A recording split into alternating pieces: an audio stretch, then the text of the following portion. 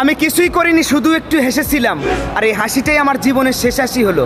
নারী, তোমরা আবারও প্রমাণ করে দিলে তোমরা বিষাক্ত সাপের থেকেও বিষাক্ত কালনাগিনী। আরে বিষাক্ত সাপ সবল দিলে তো তা ওজা ঝেড়ে নামাতে পারে বিষ, আর তোমরা সবল দিলে মানুষকে ধ্বংস করে ফেলো।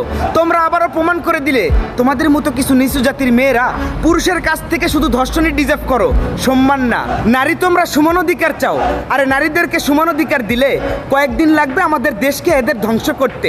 তোমরা শিক্ষিত সমাজরা যদি এমন করো তাহলে আমরা আর কোথায় গিয়ে দাঁড়াবো?